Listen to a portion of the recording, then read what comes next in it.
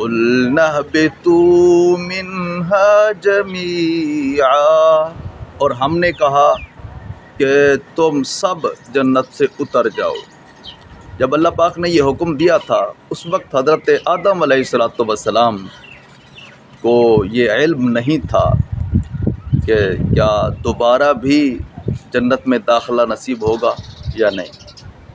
تو اس کے بعد اللہ پاک نے جب یہ ارشاد فرمایا تو پھر آدم علیہ السلام کو خوشی ہوئی۔ اللہ پاک نے ارشاد فرمایا فَإِمَّا يَأْتِيَنَّكُم مِّنِّي هُدًى فَمَن تَبِعَ هُدَايَا، بے شک جب ہماری طرف سے تمہارے پاس ہدایت آئے گی، یعنی یہ تا قیامت اللہ پاک نے منشور یہ دے دیا حضرت آدم علیہ السلام اور ان کی اولاد کو کہ کس طرح گھرانے آباد ہوں گے، کس طرح یہ ملک آباد ہوں گے، یہ دنیا آباد ہوگی۔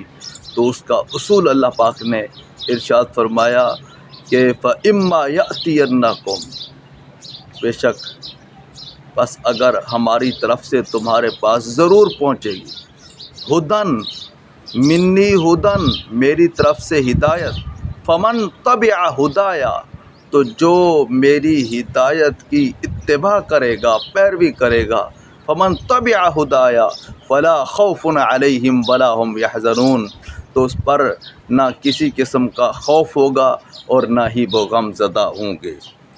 تو یہ خوش و خرم شاد شاد رہنے کا اصول اللہ پاک نے بیان فرما دیا۔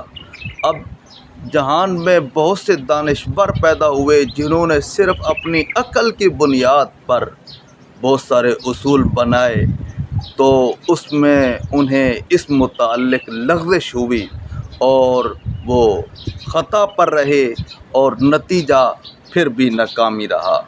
تو اب اللہ پاک نے پہلے سے ارشاد فرما دیا تھا کہ جو میری ہدایت پر، جو رسولوں کے ذریعے تمہیں پہنچے گی، اس ہدایت پر جو عمل کرے گا وہی کامیاب ہوگا۔ تو میرے آقا صلی اللہ تعالی علیہ وآلہ وسلم بھی بازاروں میں جا کر یہ اعلان فرمایا کرتے کہ یا ایھا الناس، اے لوگو، قولوا لا الہ الا اللہ، تم لا الہ الا اللہ کہو تفلحوا، کامیاب ہو جاؤ گے۔ تو یہ کامیابی کی دلیل ہے۔ دین ہماری ضرورت ہے، ہر وقت ضرورت ہے، ہر لحاظ سے ضرورت ہے، تمام معاملات میں اس کی ضرورت ہے۔ یہ نہیں کہ جو عقل میں آیا، جیسے جینے چاہا ویسے کرتے پھرو، ایسی بات ہرگز نہیں ہے۔ ہم دین کے پابند ہوں گے اور اس معاملے میں ہم نے دین سے رہنمائی لینی ہوگی۔ تو جو دین سے رہنمائی لیتا ہے وہ عزت پاتا ہے، اور جو اس سے روگردانی کرتا ہے اللہ پاک نے اس کے بارے میں بھی ارشاد فرمایا والذین کفروا وکذبوا بآیاتنا، بے شک جنہوں نے کفر کیا اور ہماری آیتوں کو جھٹلایا، تو فرمایا اولئک اصحاب النار، یہی لوگ جہنمی ہیں، ہم فیہا خالدون، اس میں ہمیشہ رہیں گے۔ تو جنہوں نے اپنی عقل کو بنیاد بنایا تو وہ بھٹک گئے۔ انہوں نے عقل کی بنیاد پر یہ سمجھ لیا کہ سورج کی عبادت کرنی چاہیے، کسی نے اپنی عقل کی بنیاد پر سمجھ لیا کہ چاند کی عبادت، کسی نے درختوں کی عبادت شروع کر دی۔ یہ تو پرانی باتیں تھی، اب بھی چل رہی ہیں، تو صرف عقل کو بنیاد بنایا ہوا ہے۔ لیکن اس جدید دور کے اعتبار سے بھی ہم دیکھتے ہیں تو عجیب و غریب کنسیپٹ سامنے آتے ہیں۔ اب اس دور میں بھی ڈیزم یا ہیومنزم کے نام پر عجیب جہالت پھیلائی جا رہی ہے سوشل میڈیا کے ذریعے بھی، اور اس میں ایک بات یہ کہی جاتی ہے کہ انسان بھی یہ پارٹ آف ورلڈ، یعنی پارٹ آف نیچرل ورلڈ، یعنی یوں یہ تاثر دیا جاتا ہے کہ جس طرح کے پوری دنیا میں دوسری مخلوقات ہیں، جیسے جانور ہیں تو ویسے انسان ہیں، یعنی اس میں کوئی فرق نہیں ہے۔ تو یعنی اس انداز سے وہ اصول اپنا رہے ہیں، اور یوں مطلب وہ اس بنیاد پر وہ پھر کھلی چھوٹ دینا چاہتے ہیں کہ انسان جیسے جی چاہے کرے۔ تو اسی لیے آپ سنتے رہتے ہوں گے نعرے کہ عورتیں نعرے لگاتے ہیں کہ میرا جسم میری مرضی۔ یہ ساری مطلب باتیں یہ وہ ہیں کہ جو تباہی والی باتیں ہیں۔ انسان بہت ساری سوچیں سوچتا رہا، طرح طرح کی باتیں سوچتا رہا۔ اس میں سے ایک یہ بات بھی ابھی جدید دور کے اعتبار سے یہی بات کہ انسان اور حیوان یہ ہم برابر ہیں، یہ پارٹ آف نیچرل ورلڈ کے نام کے استعمال کر کے یہ بات وہ کرتے ہیں۔ اب آپ سمجھتے ہیں یہ کتنا مطلب یہ جو اپنے طور پر عقل کا استعمال بے عقلی والا جو بے عقلی کی طرف لے جاتا ہے۔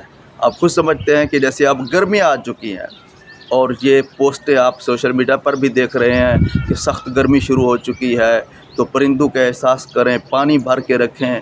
تو یہ مطلب جو احساس پیدا ہو رہا ہے یہ انسان کے اندر ہے، کیونکہ انسان اس پوری مخلوقات میں انسان یہ منصب خلافت کا اہل ہے۔ تو اس کا مطلب ہے انسان حیوانوں سے بالکل جدا ہے۔ کوئی ایسے جانوروں کے بارے میں آپ نے نہیں سنا ہوگا کہ وہ باقاعدہ تحریک بناتے ہوں اور یہ کہتے ہوں کہ اب انسانوں کو سہولیات دی جائیں۔ وہ یوں مطلب اس لحاظ سے کوئی بھی انسان کے مرتبے میں نہیں، کیونکہ انسان کو منصب خلافت کی اہلیت عطا کی گئی ہے۔ تو مطلب یہ سیدھی مطلب یہ جدید مثال آپ کے سامنے میں نے رکھی ہے۔ پرانی مثالیں تو بہت ساری ہیں کہ جو اپنی عقل کو بنیاد بناتے تھے اور انہوں نے اس متعلق لغزش کھائی۔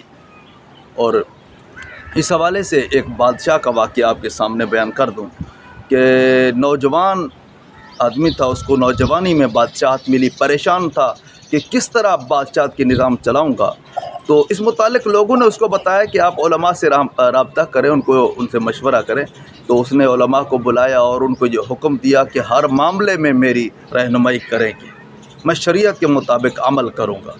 اس نے جب شریعت کے مطابق عمل کیا، علماء سے پوچھ کر عمل کیا، تو ہوا یہ کہ اسے اللہ پاک نے 400 سال کی زندگی عطا کی۔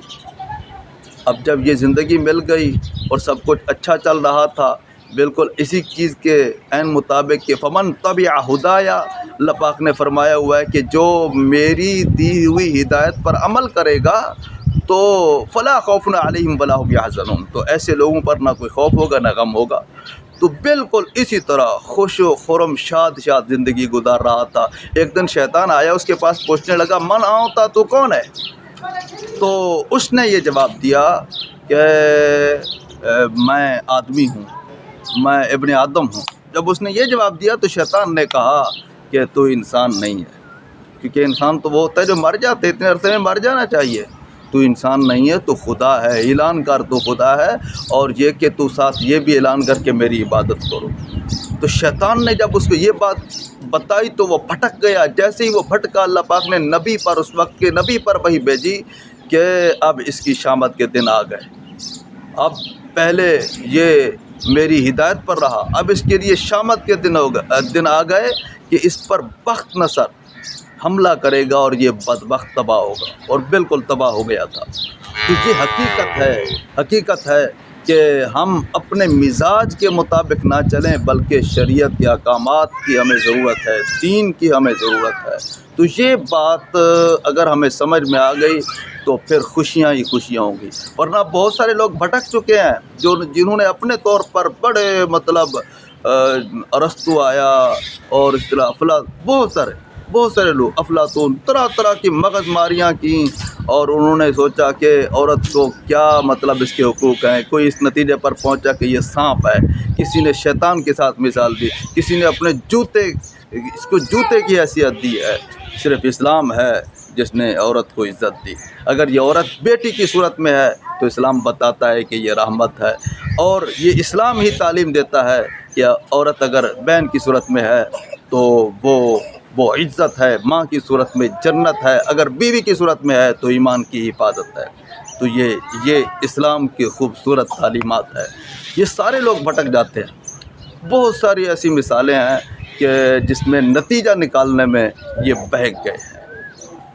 اور اسی طرح مطلب معاشی معاملات میں انہوں نے سوچا، طرح طرح کے مطلب تحریکیں چلیں، یہ ہونا چاہیے، وہ ہونا چاہیے، پھر نتیجہ وہی کا وہی، جو غریب ہے وہ غریب سے غریب تر ہوتا رہا، جو امیر ہے وہ امیر سے امیر تر ہوتا رہا، لیکن معاملہ وہیں بگڑا رہا۔ لیکن حضرت عمر بن عبدالعزیز مختصر سے 3 سال سے بھی کم عرصے میں آپ نے نظام اسلامی نفاذ جب کیا تو وہ نظام قائم کر دیا کہ ہر طرف اتنا مطلب خوشحالی آ گئی کہ کوئی ایسا آدمی نہیں ملتا تھا کہ جو زکوٰۃ کا حقدار ہو۔